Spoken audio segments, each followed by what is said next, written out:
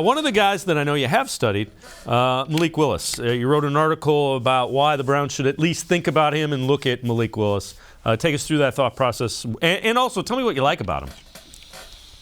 I like that he's a dual-threat quarterback. He can do it all. And in today's NFL, you don't have many just pocket passers. Almost all of the top 5, 10, 15 guys outside of Tom Brady, because he's the anomaly of every situation of quarterbacks ever over the past 20 years.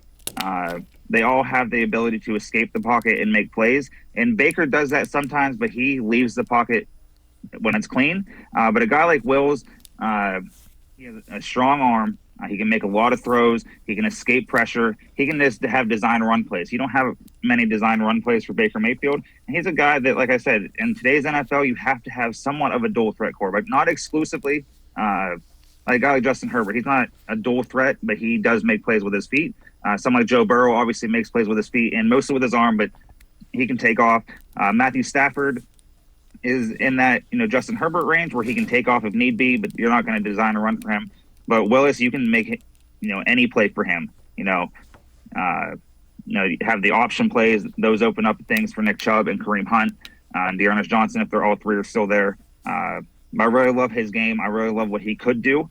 Yes, he would be somewhat of a project, and I think that if you don't go out and get, and Baker Mayfield's still there, all depend on how he plays in 2022. I think Willis could be a guy that can step in year 2 and possibly year 3 if they want to tag Baker next year and then take over for this team. So basically, if the Browns, and here's just to summarize and real quickly, if they don't take a quarterback in the first 2 rounds, they're likely drafting him as an insurance or a developmental guy to make sure that if Baker doesn't bounce back, they have somebody that they can at least feel like they're developing. Yeah, absolutely. I don't think that they go quarterback in the first or second unless they can get Malik Willis. If he's there at 13, as Mary Kay had in her first mock draft, I don't know if the Browns pass on that. But then again, I don't know if Malik Willis gets to number 13. I don't know if he'll be the first quarterback or the second quarterback off the board, him and Pickett from Pitt. But I don't know if they get to even outside the top 10. So it'll be interesting to see.